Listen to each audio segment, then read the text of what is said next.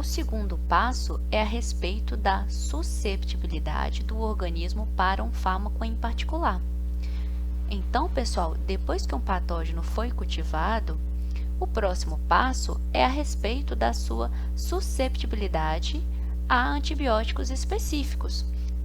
Esse passo ele serve aí de orientação na escolha do antimicrobiano. Isso porque alguns patógenos, como por exemplo Streptococcus pyogenes, a própria Neisseria meningitidis, em geral, eles apresentam aí padrões de susceptibilidade previsíveis a certos antibióticos. Porém, a maioria dos bacilos gram-negativos, como enterococos, estafilococos, com frequência aí eles podem apresentar, revelar padrões aí de susceptibilidade que são imprevisíveis aí aos antibióticos. E isso exige aí que seja realizado esses testes de suscetibilidade para que a gente possa determinar o tratamento antimicrobiano mais apropriado. Essas alterações de padrões a gente sabe que acontece por conta da resistência microbiana, por conta das mutações que esses micro-organismos podem aí desenvolver com mais frequência e com mais facilidade. Então, para definir isso, como é feito? A gente utiliza tubos de ensaio, por exemplo. Esses tubos aí a gente vai colocar, obviamente, o meio de cultura, contendo também aí variadas concentrações de antibiótico, sendo inoculada aí juntamente com o micro-organismo em teste. Então, como vocês podem observar, ver se eu consigo apontar aqui para vocês. Vocês podem observar, a gente tem aqui na imagem 1 a maior concentração do antibiótico, que seria 64. Então, a gente tem diluições seriadas aí, concentrações relativas aí desse antibiótico, que a gente está colocando em antibiótico X de 64 até 0,5, que seria aí a menor concentração do antibiótico. E com o micro-organismo inoculado aí nesse meio juntamente com o antibiótico. Então, a gente coloca aí um intervalo, dependendo do micro-organismo, esse intervalo é de 24 horas, isso varia muito de qual micro-organismo que a gente está identificando.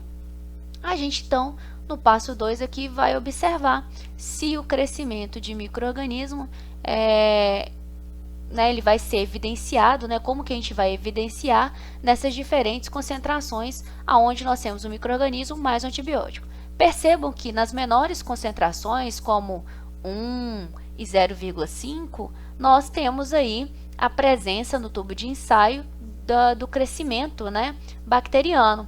Agora, a partir das maiores concentrações, de 2 a 64, a gente observa aí que não há presença, não há crescimento aí de micro-organismo. A partir dessa cultura, nós podemos ir para essa terceira imagem aqui, porque é onde a gente faz então a subcultura. A partir dessa primeira cultura a gente transfere para um próximo aí tubo de ensaio, agora com o meio aí livre do antibiótico,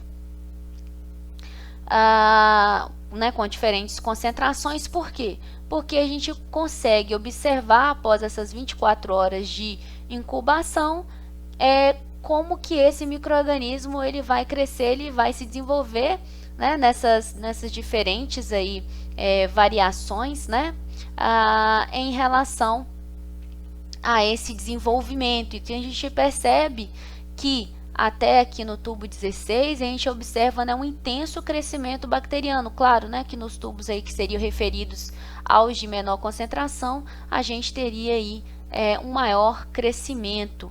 Isso nos leva a duas situações específicas, que seria aí a concentração inibitória mínima e a concentração bactericida mínima. Isso na farmacologia significa o quê?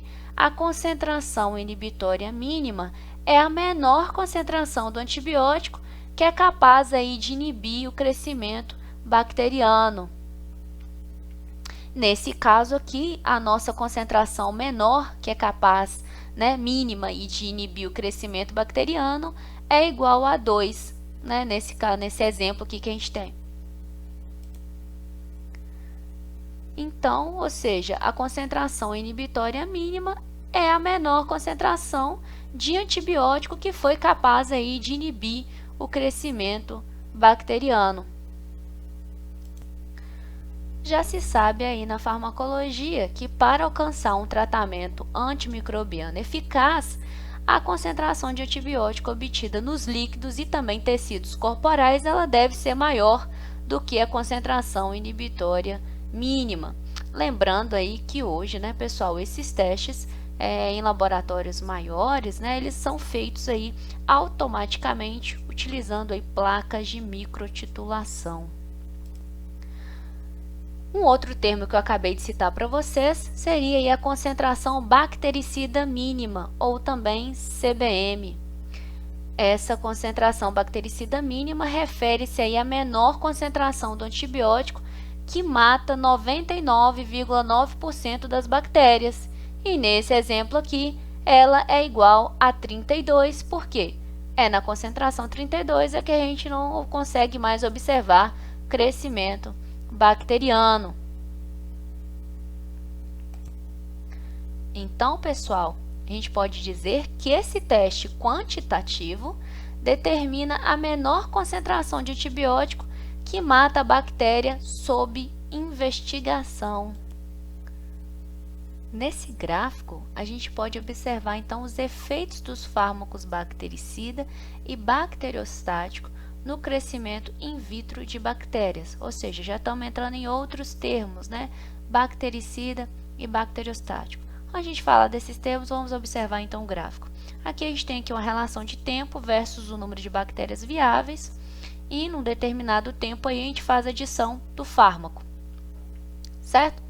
Então a gente tem aqui a curva, né, preta, que significa que nós temos a bactéria sem o fármaco, então a placa que tem a bactéria sem o fármaco, a gente vai colocá-la aqui como controle. Nós temos uma outra placa no qual nós temos a adição de um fármaco específico, como por exemplo o clorofenicol mais a bactéria. E nós temos uma outra placa onde nós temos a bactéria mais um outro antibiótico, nesse caso aí a penicilina.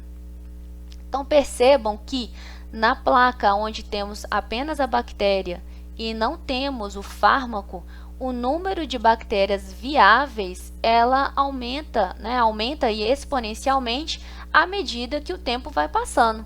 Então, à medida que o tempo passa, o número de bactérias viáveis também aumenta. Isso na placa controle, ou seja, na placa que não tem fármaco.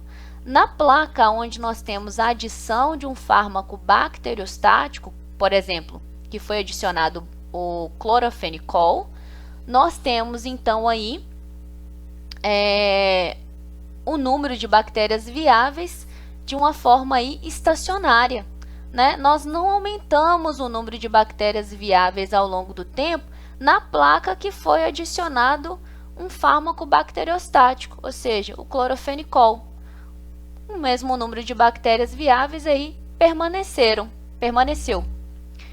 Agora, na placa na qual nós adicionamos aí um fármaco bactericida, nesse caso do exemplo aqui foi utilizado a penicilina, nós observamos que ao adicionar o fármaco, o número de bactérias viáveis diminuiu. O que isso significa dizer?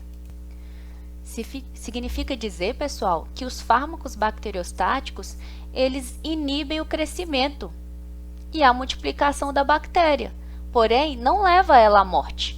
Se eu estiver pensando, né, nessa bactéria aí presente no sistema, no organismo do ser humano, significa dizer que esse fármaco vai paralisar o crescimento bacteriano e a multiplicação, porém ele não vai matar. Então, daí a gente entende que o organismo desse indivíduo ele também tem que contribuir para a resolução da eliminação dessa infecção. Eu preciso que o sistema imunológico, então, atue, ataque esse micro-organismo que o crescimento foi paralisado, né? Foi interrompido pela ação do fármaco bacteriostático.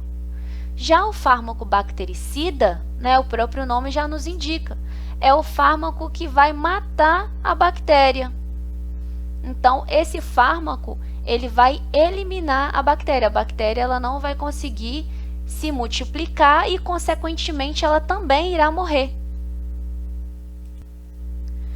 E por conta disso, né, devido aí a essa sua ação antimicrobiana mais agressiva, né, que é a ação desses fármacos aí bactericidas, uma vez que eles levam à morte, né, das bactérias, em geral aí esses fármacos eles são de escolha no caso aí de pacientes que estão aí gravemente enfermos ou aqueles também que não contam com o sistema imunológico que consiga aí auxiliar no processo de eliminação do patógeno.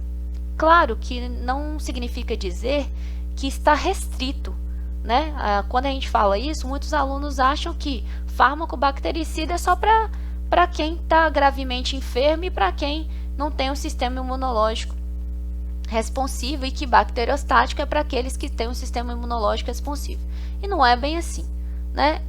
Isso é só para dizer para vocês que esses fármacos que não conseguem, né, desenvolver a morte, né, da bactéria, sim, de fato, o paciente vai precisar aí, né, de um sistema imune capaz de auxiliar nesse processo. Mas não significa dizer aí que seja exclusivo, né, para essas situações, ok? Acho que não sei se eu consegui deixar claro, mas é basicamente isso. Eu vou abrir de novo um momento de aula para a gente poder discutir após vocês escutarem, né, as gravações e a gente tirar todas as dúvidas e também realizar as atividades. Vou finalizar aqui em 11, né, quase 12 minutos e vou dar sequência nas próximas partes, ok?